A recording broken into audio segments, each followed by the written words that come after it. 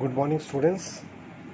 Now we'll take a very important topic, or you can say a very important theorem, that is midpoint theorem. And this comes in the it is in the second exercise, and in the second exercise we will be using this midpoint theorem to solve all the exercise questions. Now first I'll read the statement of this theorem.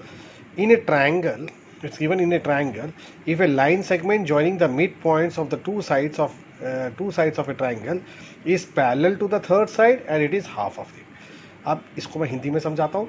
एक triangle में अगर एक line segment दो side के mid points को join करके जो line segment बनेगी, वो जो लाइन है that should be parallel to the third side and it is half. उसके और हाफ पैरेलल भी होगी और उसके आधे होगी. ये हमने अप्रूव करना है. से फॉर एग्जांपल मैं एक फिगर बनाता हूँ. देखिए ऐसे, ये आपकी फिगर बन गई. ये ट्रायंगल से A B C. Now I will take the mid point of A B as D and I'll take the midpoint of AC as E. Now I'll join this. Now here I have to show that this line is parallel to this line and it is half of this line. समझ गए? तो हमने ये show करना कि ये line इसके parallel है. अब कंडीशन क्या होनी चाहिए कि ये लाइन जो बनी है it should be formed by the mid point of these two sides. Then only this line will be parallel to this and it is half of this. ये आपने प्रूव करना. This is a very important theorem. अब इसको prove कैसे करना है? सबसे पहले you write down what is given. Now what is given in triangle A B C, D and E are mid points of A B and AC respectively. Now to prove, अब क्या prove करना है? What I have to prove, that is DE is parallel to BC. This is the first part, and the second part is कि DE is half of BC. ये भी मैंने prove करना है. ये इसके पैरेलल है और इसके अब यहाँ पर I have to do one construction. अब कंस्ट्रक्शन में क्या करना है देखो, ध्यान से देखिए. कंस्ट्रक्शन में just produce this D E to से एफ, ठीक है, to F such that D E is equal to E F. मतलब आपने डी एफ को वहाँ तक प्रोड्यूस करना है जिसके कारण डी ई और डी ई एफ ये दोनों इक्वल हो जाए. Then join C F. ठीक है. अब यहाँ क्या लिखूँगा? produce DE to F such that DE is equal to EF and join CF. Clear? अब आते हैं हम प्रूफ में. अब ध्यान से देखिए, अब इसको प्रूव कैसे करना, बड़ा ही सिंपल है. अब यहाँ पर देखिए दो ट्रायंगल्स बन रहे हैं मेरे. पहले मैं इन दोनों ट्रायंगल्स को कॉन्ग्रेंट प्रूव करूँगा. कॉन्ग्रेंट इसलिए प्रूव करूँगा क्योंकि कॉन्ग्रेंट प्रूफ हो जाएगा तो आई कैन शो दैट ये जो है ये पैरेललोग्राम बन जाएगा. देखिए, अब देखिए कैसे करते हैं. In triangle A E D and triangle C E F, A E D और ये दोनों ट्रायंगल्स मैंने ले लिया. अब इन दोनों ट्रायंगल में क्या क्या गिवन है देखिए. ए ई इज इक्वल टू ई सी, ये इसके मिड पॉइंट है, दोनों इक्वल है. ये भी, एंड इसे मैं 1 ले लेता हूँ, इसे मैं 2 ले लेता हूँ. Angle 1 is equal to angle 2, this is given. ये आपके है vertically opposite angle. And also D E is equal to E F, ये तो हमने बाय कंस्ट्रक्शन किया है.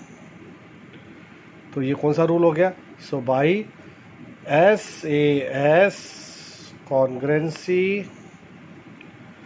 Rule, triangle A E D is congruent to triangle C E F. ये दोनों ट्रायंगल कॉन्ग्रेंट होंगे. ठीक है. अगर ये दोनों ट्रायंगल कॉन्ग्रेंट है तो इसका मतलब ये हो गया कि A D is equal to F C. ये दोनों साइड्स इक्वल है. This is by C P C T. ठीक है, ये साइड इसके इक्वल हो गया, ठीक। एंड ये एंगल भी, एंगल इसे मैं 3 लेता हूँ, इसे मैं 4 लेता हूँ। So angle 3 is equal to angle 4।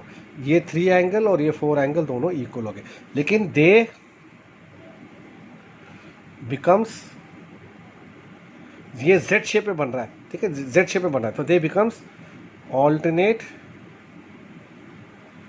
Angles, they becomes alternate angles. So when the alternate angles are equal, ये alternate angles कब equal होते हैं, जब ये दोनों लाइन पैरेलल होती है। That means this implies कि AD is parallel to CF, तो ये दोनों लाइनें पैरेलल हो गई। तो इसी तरह सिमिलरली इसका मतलब ये हो गया then DB also will be parallel to CF। जब ये लाइन इसके पैरेलल है तो ये भी पैरेलल होगा, this is A part of the line, part of A line. जब ये लाइन इसके पैरेलल तो ये भी आ गया। तो अगर आपने एक पेयर को शो कर दिया दे आर पैरेलल, इसका मतलब ये हो गया BCFD इज ए पैरेललोग्राम, ये पैरेललोग्राम बन गया। ये आपका ये वाला जो है this has become a parallelogram, ठीक है। अब पैरेललोग्राम में क्या प्रॉपर्टी होती है, the opposite sides will be parallel, so that means DF is parallel to BC. This is actually the property of parallelogram। parallelogram opposite sides parallel होते हैं, तो इसका मतलब ये हो गया, इसका मतलब हो गया सो DEB जो पैरेलल इसके पैरेलल है, ये पहला पार्ट मेरा प्रूफ हो गया। अगर ये पूरी लाइन पैरेलल है तो इसका मतलब ये DEB इसके पैरेलल होगा, फर्स्ट पार्ट मैंने प्रूफ कर दिया। एंड एक और है, so this DE is half of DF। देखो ये मिड पॉइंट हो गया। अभी हमने हम कंस्ट्रक्शन किया था ना कि भी इसी को प्रोड्यूस करके यहाँ तक करना है, तो so that this two will, तो मतलब ये जो DEF है, ये DE है, ये इस पूरे का आधा है, ठीक है।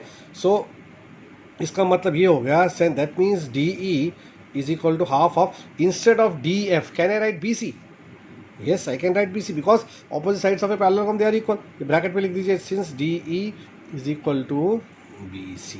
तो ये आपका सेकेंड पार्ट भी प्रूफ हो गया। This is the first part and this is the second part. So like this we have to prove this mid point theorem and this is a very important theorem, बहुत ही important है। और ये आगे जाके हम सभी न्यूमेरिकल्स जितने भी हम सेकंड एक्सरसाइज करेंगे will be using this property. अब इसमें एक चीज़ का फिर से मैं आपको रिवाइज करवा रहा हूँ। इसमें एक कंडीशन होनी चाहिए, if a line is drawn from the mid point of two sides of a triangle then this line is parallel to the third side and it is half of this.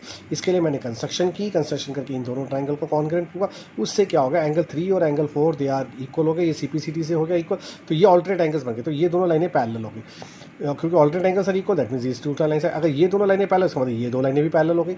अगर ये parallel हो गई this is a parallelogram बन गया। Parallelogram क्या होता है कि ऑपोजिट साइड्स आर इक्वल, सो ये जो पार्ट है इस पूरे का आधा है, ये पैरेलल हो गया, ये पहला पार्ट हो गया हमने कंप्लीट, एंड ये इसका आधा है। So instead of DE I have written BC, यही मैंने किया। This is a very simple theorem and please again I am telling you, you practice and just write down this theorem 2-3 times।